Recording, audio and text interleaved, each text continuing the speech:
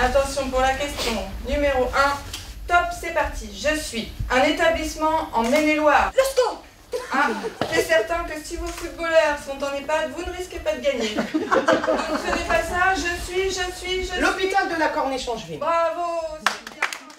L'hôpital de la Corniche-en-Juin est un hôpital qui porte une activité de médecine au travers de 13 lits, une activité de soins de suite au travers de 30 lits et une activité médico-sociale accueillant 176 habitants en EHPAD qui sont à la fois sur le site de Chalonnes-sur-Loire et à la fois sur le site de Rochefort-sur-Loire. Le projet de l'établissement qui était rédigé en 2010-2011 avait vocation à déployer une filière gériatrique de proximité et à décloisonner les fonctionnements de l'ensemble de l'établissement, à la fois entre les personnels soignants, les personnels administratifs, les personnels du secteur hospitalier, les personnels du secteur EHPAD. On a décidé de mettre en place cette formation suite aux entretiens individuels où on a remarqué que les personnes ne s'y retrouvaient pas dans cette nouvelle organisation et qu'il y avait besoin de faire du lien entre leurs pratiques et qu'ils avaient tous les talents, toutes les compétences nécessaires, mais qu'ils n'arrivaient pas à les exprimer collectivement. La formation est organisée en 2 séquences. Une séquence de 2 jours sur le raisonnement clinique,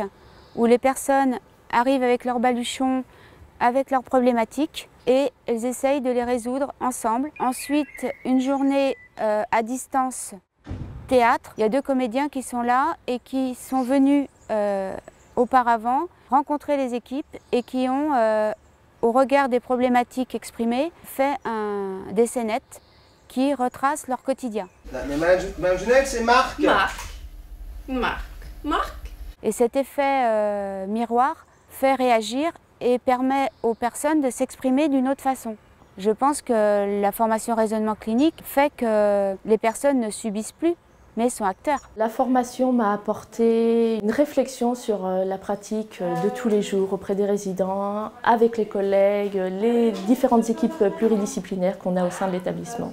C'est vrai que j'appréhendais beaucoup cette formation quand j'ai entendu le mot théâtre, parce que tout de suite on se dit on va être amené à faire du théâtre, à se présenter devant les autres, à être toute seule au milieu de tout le monde, et en fait finalement non, c'était présenter des scènes de notre quotidien par des pièces de théâtre, par des acteurs, qui en fait sont très intéressantes et bénéfiques et qui relativisent en fait notre travail. Maintenant, on va plus vraiment prendre en compte ce que le patient veut et puis aussi voir avec la famille ses habitudes de vie avant pour essayer de faire au mieux en fonction aussi de l'institution. C'est vrai qu'on va être de plus en plus à l'écoute. Ce qui me touche et ce qui me frappe dans les 2-3 dernières années depuis la mise en œuvre de cette formation, c'est notamment mon regard qui a changé sur les équipes soignantes, que j'ai vu du coup en situation d'exprimer des talents parfois que je ne soupçonnais pas. Et ça m'a fait à la fois plaisir et à la fois évoluer mon regard sur les équipes. Le deuxième effet de cette formation sur la qualité des soins à proprement dit, c'est l'amélioration de la prise en charge qui s'est traduit par l'évolution d'un indicateur qui est le nombre de jours d'hospitalisation des personnes âgées en EHPAD, qui a diminué de moitié entre 2013 et 2014. La formation raisonnement clinique fait partie des rares formations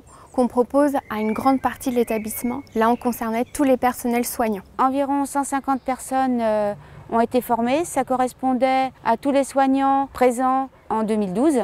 Donc là, il nous en reste une trentaine au vu des changements et des départs et des arrivées qui restent à former. Cette formation arrive également à un moment clé, puisque nous nous projetons dans de nouveaux bâtiments. Et c'est vrai avoir accompagné les équipes dans des changements un peu culturels par rapport à la manière d'accompagner les personnes âgées et à la fois par rapport au type de management qu'on déploie dans nos structures aujourd'hui, ça permet de préparer l'arrivée aussi dans des nouveaux locaux.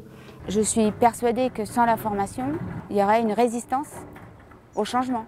Il y a du boulot, il est physique, le temps nous manque, c'est fantastique. Mais pas de panique, ici on travaille en équipe.